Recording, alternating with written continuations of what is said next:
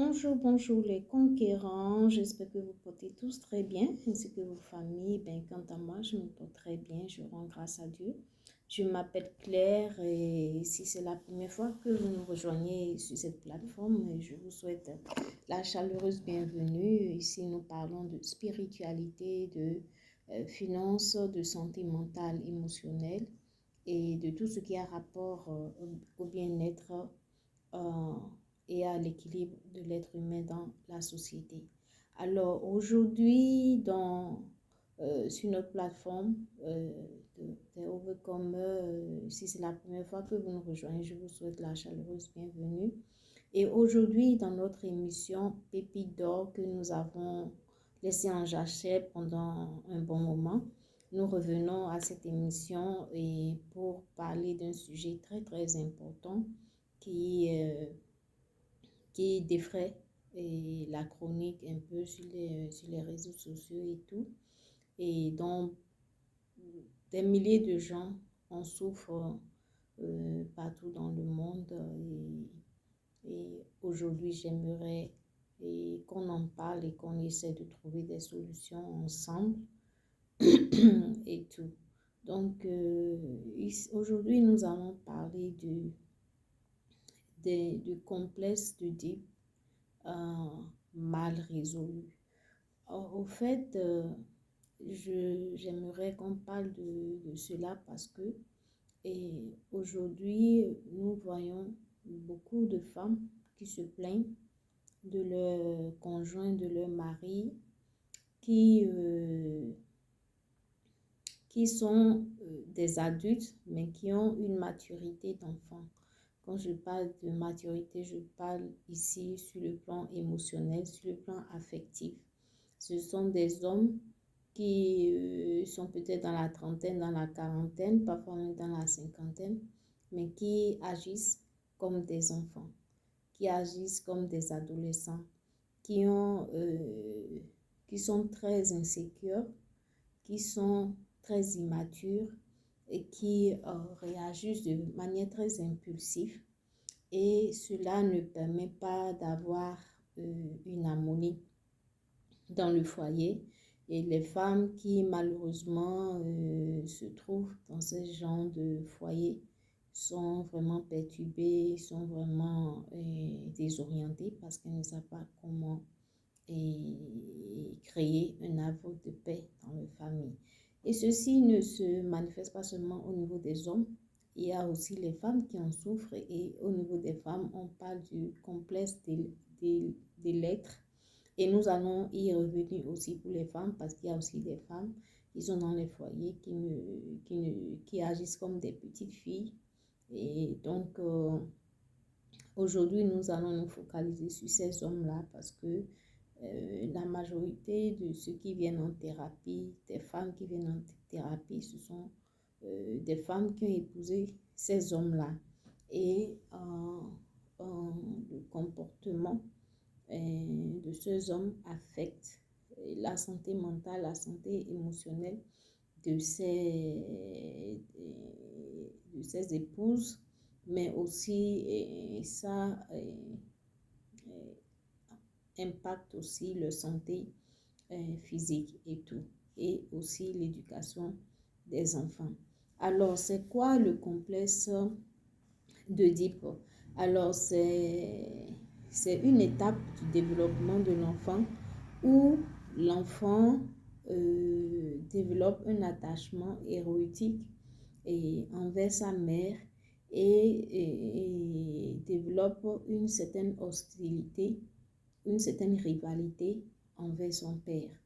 Et c'est pareil au niveau des filles aussi où la fille développe un attachement héroïque envers son père et une hostilité envers sa mère qu'elle considère comme sa rivale.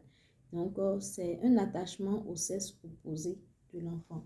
Alors, quand ce complexe est bien résolu, ça permet à l'enfant de découvrir sa sexualité, de s'identifier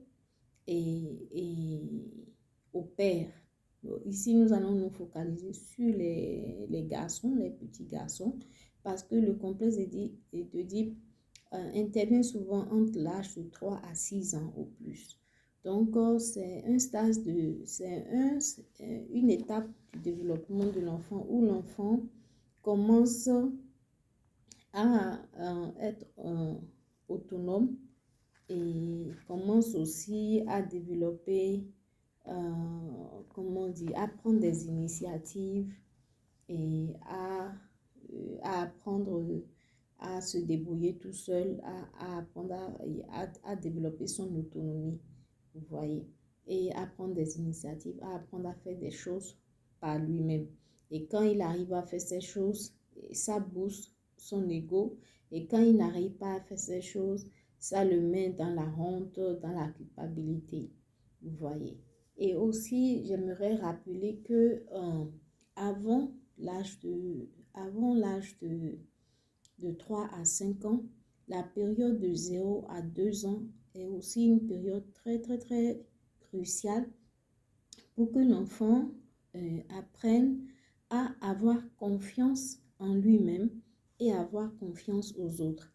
Alors, comment cela se fait? C'est que lorsque l'enfant est bébé et qu'il a des besoins, par exemple, sa couche n'est pas propre, il a faim, il a chaud, il a froid, et que de manière, comment on dit, consistante, de manière linéaire, vous venez chaque fois assouvir ses besoins. L'enfant se dit, ah, quand j'ai mes besoins, il y a ma maman ou la personne qui prend soin de moi, qui est constamment là, qui prend soin de moi. Donc, ça fait que, ok, je peux avoir confiance en cette personne. Mais lorsque l'enfant, parfois on le fait, parfois on ne le fait pas, l'enfant est négligé, l'enfant commence par supprimer, par réprimer ces sentiments-là parce qu'il se dit, il se sent comme une corvée. Il se dit, bon, si je ne crie pas, dans ce cas, personne ne... Quand je crie, personne ne vient, donc ce n'est pas la peine de le faire. Donc, l'enfant, en ce moment, n'apprend pas à vous faire confiance et à se faire confiance. Donc, les 5 premières années d'un enfant est très, très, très important pour que l'enfant développe la confiance en lui, la confiance en lui-même, la confiance aux autres. Ensuite, lorsqu'il va à de 2 ans à 3 ans, c'est là qu'il commence à utiliser les toilettes. Donc, il commence pas à dire non, quand on lui dit de faire telle chose. Il apprend à devenir indépendant. Donc, il apprend son autonomie. Donc, il y a la première étape, c'est l'étape de la confiance en lui et en ses parents, à ceux qui prennent soin de lui. La deuxième étape, il développe son autonomie. S'il arrive à faire les choses lui-même, alors ça booste son ego et il est fier de lui-même. Mais s'il n'arrive pas à le faire, ça le met dans le doute, ça le met dans la honte et il ne veut plus faire d'efforts. Et la troisième étape, c'est il prend des initiatives. Par exemple, entre l'âge de 3 et 5 ans, l'enfant peut apprendre à attacher les lacets de ses chaussures, par exemple. Si l'enfant arrive à attacher ses lacets, il est très fier de lui, il se dit, ah, je suis capable de faire telle chose. Mais quand il n'arrive pas à le faire, mais il se met dans la culpabilité, il se dit, moi, j'arrive pas à faire, je ne suis pas capable de ça. Donc, soignons, nous qui sommes les mamans, nous qui sommes les parents, veillons vraiment à cela que les enfants développent cette confiance en eux, qu'ils développent cette autonomie en prenant des initiatives. Parce que lorsque la base est ratée, c'est ça qui fait après qu'à l'âge adulte, nous avons des hommes qui sont physiquement développés, mais qui dans la tête, qui psychologiquement et émotionnellement font des choses comme des enfants de 2 ans, comme des enfants de 5 ans, parce que sur le plan affectif, ils ne sont pas développés. Et c'est à cause de ça qu'aujourd'hui, nous avons plein de personnes qui ont des problèmes de crise identitaire. Donc, je viens ici parler de ces problèmes-là pour nous aider, nous les parents, à corriger cet art-là pour que les générations futures ne rencontrent pas les mêmes difficultés que nous, les femmes d'aujourd'hui, nous rencontrons dans nos foyers. Et c'est des choses qui n'ont l'air de rien, mais ça perturbe sérieusement l'harmonie du foyer. Ça rend des gens malades, ça amène des gens à la tombe. C'est une source de divorce pour beaucoup de personnes. Donc, je tiens vraiment à ce que, surtout nous les mamans qui sommes souvent avec nos enfants, qui partageons la majorité du temps avec nos enfants, prenons garde que nos enfants développent ces aptitudes-là, ces qualités en eux pour qu'ils soient des hommes qui ont une estime d'eux-mêmes, des hommes qui s'aiment eux-mêmes, parce que si vous ne vous aimez pas vous-même, vous ne serez pas en mesure d'aimer quelqu'un d'autre. Vous voyez, la parole dit, aime Dieu de tout ton cœur et aime ton prochain comme toi-même. Donc après Dieu, c'est vous-même d'abord, avant d'aimer les autres. Si vous n'êtes pas en mesure de vous aimer, alors si vous vous mariez à une femme, vous ne serez pas en mesure d'aimer cette femme comme vous-même.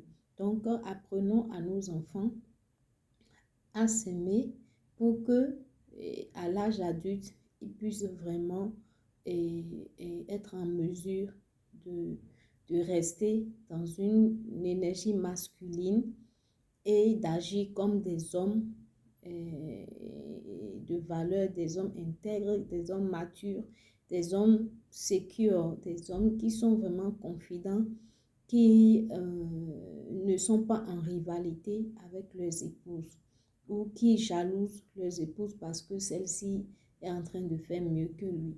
Si la personne connaît sa valeur et sait de quoi il est capable, il n'a pas besoin de se mettre en compétition avec son conjoint. Donc, c'est très important que entre l'âge de 3 à 5 ans, et entre l'âge de 0 à 5 ans, que nous veillons à ce que l'enfant ait confiance en lui et confiance aux autres, que l'enfant soit autonome et que l'enfant soit en mesure de prendre des initiatives, capable de faire des choses lui-même pour pouvoir construire un ego d'une personne qui est stable. Vous voyez. Donc, le complexe d'Édipe permet à l'enfant de découvrir sa sexualité en s'identifiant à son père. Et lorsque il arrive à s'identifier à son père, alors il accède à sa masculinité. Et il arrive à faire une bonne balance entre l'affection, entre son développement affectif et son développement sexuel. Vous voyez. Donc, c'est très important que ce complexe soit bien résolu au niveau du développement de l'enfant parce que lorsque ce complexe n'est pas bien développé, l'enfant alors se retrouve dans un conflit. Il se sent comme prisonnier parce que son développement émotionnel devient statique. Même si physiquement, il évolue, sur le plan émotionnel, il reste au stade d'un enfant de 3 à 5 ans. Vous voyez, donc c'est pourquoi il est très important d'aider nos enfants à s'identifier à un rôle modèle. C'est pourquoi le père dans la vie d'un enfant est très important.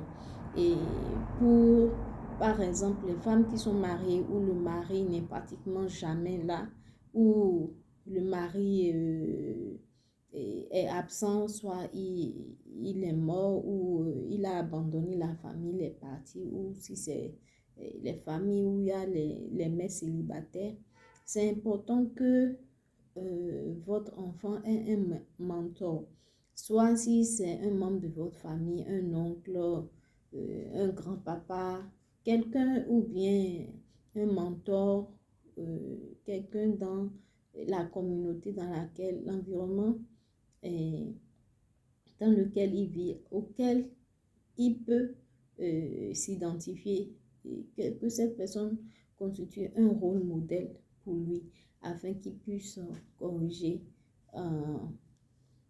cet art-là. Parce que lorsque ce complexe n'est pas bien développé, alors nous avons des retards de développement de l'enfant. L'enfant devient, comment on dit, il devient prisonnier et il n'arrive pas à prendre des initiatives. Il a peur, il vit dans la peur, il a peur de prendre des décisions, il a peur de dire non, et il est facilement manipulable, il n'a pas de la discipline parce que il est tout le temps en train de rechercher un stimulus pour pouvoir booster son ego. Et c'est à cause de ça qu'aujourd'hui, nous avons des hommes qui sont vraiment infidèles dans leur foyer parce que lorsque ce problème n'est pas résolu, ils cherchent l'attention.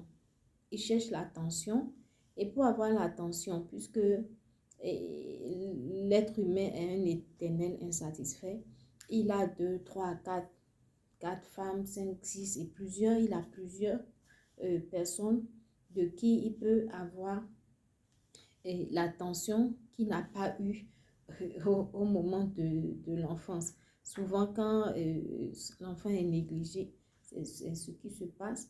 Donc, même s'il a une femme, il a peut-être 5 chisas ou dehors, parce qu'il est constamment en train de rechercher ce stimulus-là pour booster son ego. Parce que au sein de lui-même, au creux de lui-même, il n'a pas confiance en lui. Vous voyez, il n'a pas développé cette assurance-là en lui. Donc, il cherche des stimulus extérieurs pour pouvoir booster son ego. Parce que si beaucoup de femmes, le coup après, ça lui donne l'impression qu'il est important. Ça lui donne l'impression qu'il a de la valeur. Vous voyez. Et c'est à cause de ça, beaucoup de femmes souffrent parce que les hommes sont infidèles, ils font des enfants un peu partout. Ils reviennent avec des maladies, c'est sûrement transmissible. Ils vous brisent le cœur parce que vous êtes émotionnellement dépendant de lui. Et c'est des gens qui fuient l'intimité émotionnelle. Vous voyez, ils sont souvent dans des relations superficielles. Ils sont dans des relations superficielles parce que dès que vous essayez de construire une intimité émotionnelle avec eux, ils prennent peur parce que ils ne veulent pas être vulnérables. Vous voyez, ils ne veulent pas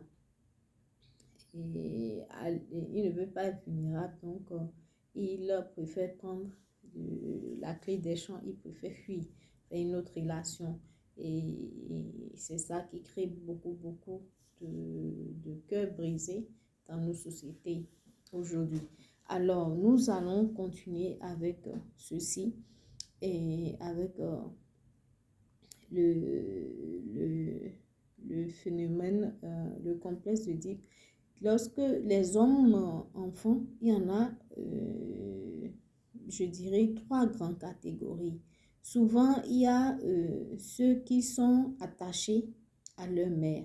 Et souvent, ces gens de personnes, ces gens d'hommes, enfants, ils recherchent une femme qui va les aimer. Ils recherchent un suppléant, c'est-à-dire une femme qui va jouer le rôle de maman dans leur vie. Une femme qui va tout faire, une femme qui va prendre tout en charge. Et lui, il est là comme un petit bébé dont on prend soin et puis c'est tout. Il n'est responsable de rien.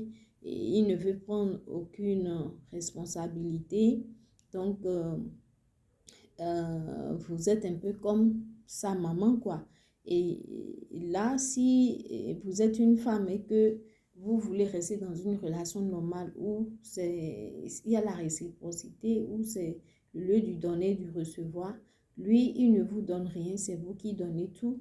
Et lui ne fait que recevoir, et ce qui est contraire à la norme parce que dans une relation normale, l'homme est censé être dans sa masculinité et la femme dans sa féminité. La femme est censée recevoir pour pouvoir multiplier ce qu'elle a reçu et l'homme est censé donner.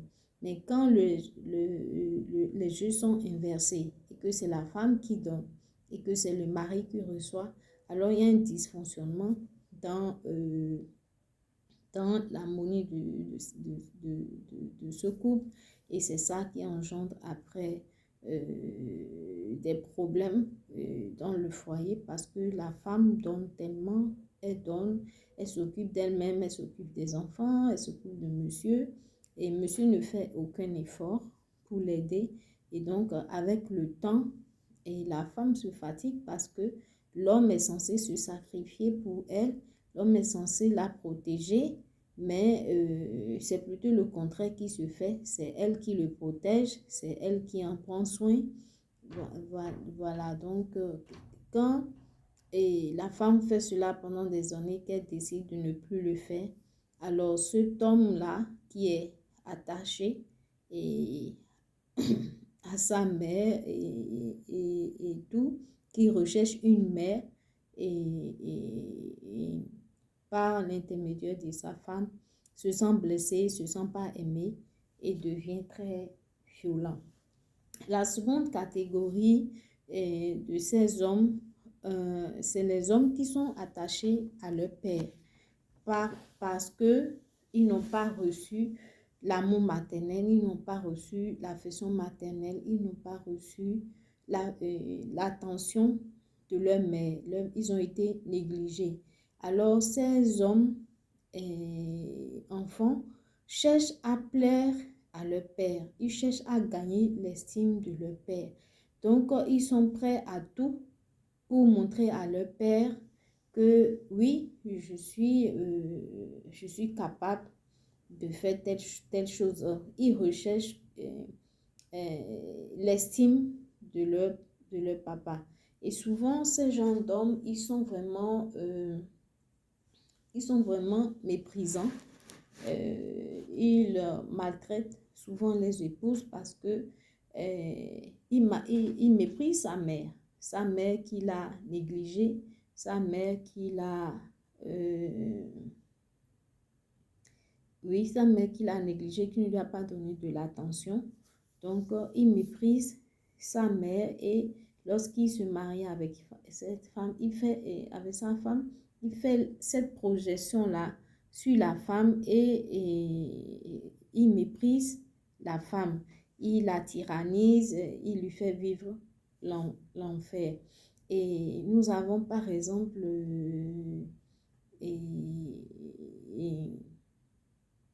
un exemple dans la Bible, le cas de Salomon.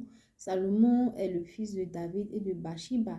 Et Bathsheba était la femme de Uri qui a été tuée pour qu'elle puisse, elle a commis l'adultère avec David. Donc, Salomon est la résultante d'un adultère entre son père, entre David et Bathsheba, dont il est né. Donc, il y a ce mépris-là et contre sa mère, ce qui a fait que vous allez voir dans sa vie, dans la suite de sa vie après, il s'est retrouvé avec près de 1000 femmes qu'il a mariées et certains même qui l'ont et le fait qu'il s'est marié avec autant de femmes, ça l'a détourné de Dieu, du chemin de Dieu. Parce qu'il s'est marié avec des femmes qui adoraient d'autres dieux et qui ont inculqué cela à ses enfants et cela aussi a affecté sa relation avec Dieu. Donc, c'est très important de de faire attention et à comment nous traitons nos enfants quand ils sont encore enfants à moins de 5 ans. C'est très, très important la manière dont nous les traitons. Par exemple, je vais repartir un peu en arrière pour les hommes qui sont attachés à leur maman. C'est les mamans qui le font tout. C'est les mamans qui sont trop protectives et ils ne laissent pas les enfants faire les choses par eux-mêmes. On veut tout faire pour les enfants et on est toujours là à les protéger de telle chose. Non, laissez les enfants prendre des initiatives, ce qui fait que les enfants ne sont pas autonomes. Et quand ils se marient, ils sont tout le temps accrochés à vos enfants. Ils ne sont pas des hommes dans le foyer parce qu'ils ne sont pas en mesure de prendre leurs propres décisions. Ils sont toujours obligés d'avoir la validation de leur mère avant de faire ou de leurs parents avant de faire telle chose. Le troisième type d'hommes-enfants, c'est les hommes euh, qui, qui ont vécu dans un foyer très autoritaire, dans un système parental très autoritaire où le père était très autoritaire. C'est les gens de foyer où dès qu'on entend la voiture de papa au dehors, tout le monde, la télé est éteinte, tout le monde devient droit. Et dès que papa est en dehors de la maison, tout le monde danse et tout. Donc ça fait qu'ils deviennent des hypocrites, ils développent une double personnalité qui, lorsque le parent qui les tyrannise est là, ils ont un certain comportement et lorsque, en son absence, ils ont un autre comportement, ce qui fait qu'ils deviennent un peu comme des acteurs dans la vie de tous les jours. Et ça fait qu'ils suppriment les émotions, ils n'osent pas dire non, ils ne savent pas dire non, ils ne savent pas mettre des limites, et ils sont là à plaire à tout le monde, ils veulent toujours faire, ils sont un peu comme des poltrons, vous voyez, ils ne peuvent pas s'affirmer en tant qu'homme et défendre la femme et défendre leur épouse et protéger leur épouse. Et quand vous êtes une femme et que vous allez marier un homme comme ça, mais vous risquez de souffrir parce que vous serez marginalisé, vous ne serez pas une priorité pour lui et parce que votre relation avec lui est secondaire. Là, ici, comment on dit, il devient un peu comme un homme-femme, vous faites, parce qu'il s'identifie à sa mère pour pouvoir défendre sa mère comme son père. Vous voyez, s'il a vécu où le papa était abusif physiquement ou verbalement ou émotionnellement, il se dit, je dois être là pour protéger ma maman. Et donc, il s'identifie à sa mère. Et on peut prendre ici dans la Bible le cas de Rebecca et Jacob qui étaient tellement complices ils ont dupé Isaac en usurpant la bénédiction d'Ésaü. Donc, souvent dans ces genres de cas, vous allez constater une interférence répétitive de la belle-maman dans la relation de cet enfant. Parce que cet enfant est très attaché. Il se sent que la relation avec sa mère prime sur la relation avec sa femme. Cette personne n'arrive pas à se détacher de sa mère pour s'attacher à son épouse.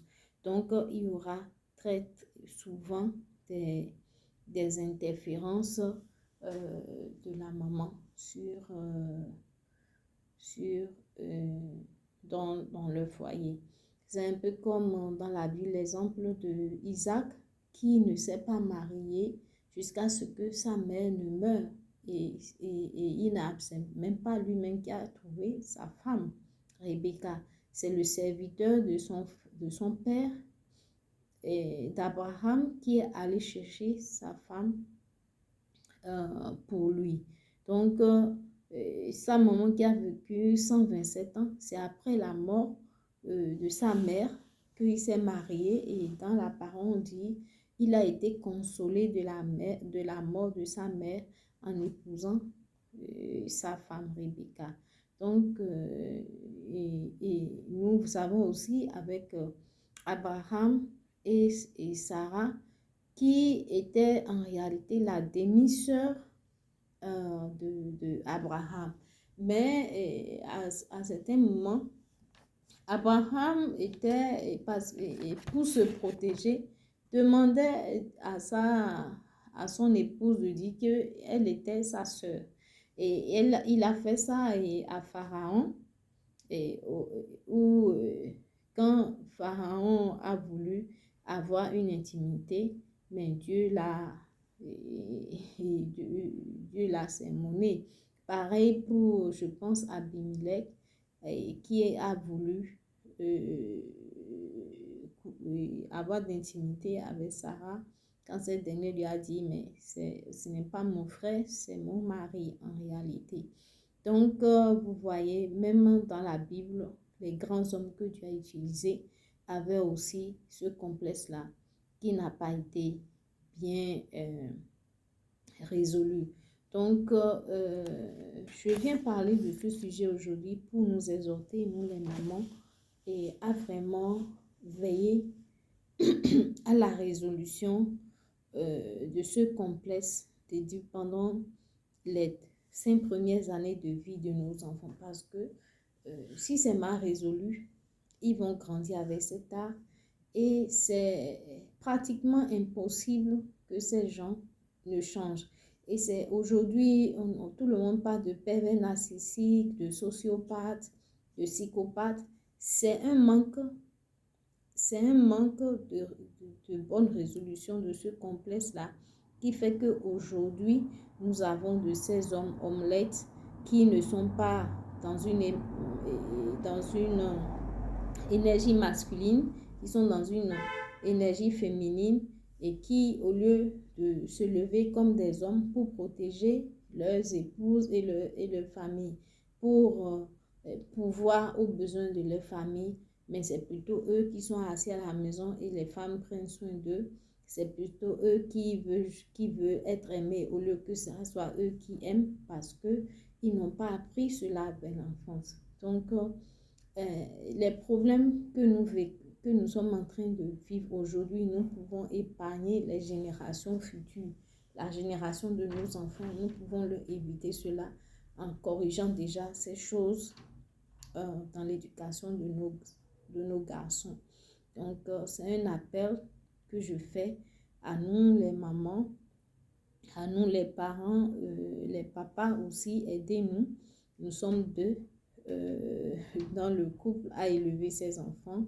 Donc, aidez vos enfants à bien résoudre le complexe d'Oedipe pour qu'ils grandissent aussi bien physiquement qu'émotionnellement afin d'atteindre la maturité émotionnelle dont ils ont besoin pour pouvoir rentrer dans le mariage et avoir une vie de famille harmonieuse où règne la paix, la joie et l'harmonie. Donc, merci beaucoup de m'avoir écouté et j'espère que cela pourra aider celles qui souffrent à pouvoir peut-être trouver des approches de solutions. Mais ne pensez pas que ces gens changent, ils ne changent pas parce que c'est un défaut et c'est pratiquement, si ce n'est pas corrigé à l'enfance et que la personne vient déjà à l'âge adulte, c'est impossible de le corriger. Donc, la personne est condamnée à rester comme ça jusqu'à la fin de sa vie, à moins que lui-même décide de faire pression sur lui-même et d'avoir un terrain et de prendre une thérapie ou un psychologue ou un coach de vie qui va l'aider à surpasser ces tares de sa vie. Mais le plus souvent, ces genres de personnes ne se remettent pas en cause, ils pensent qu'ils sont parfaits et ils vont de relation en relation jusqu'à la fin de leur vie. Et du courage à ces personnes qui partagent leur vie, c'est pas facile. Mais tout ce que je peux vous dire, c'est concentrez-vous sur vous-même, aimez-vous vous-même, prenez soin de vous vous-même et de vos enfants.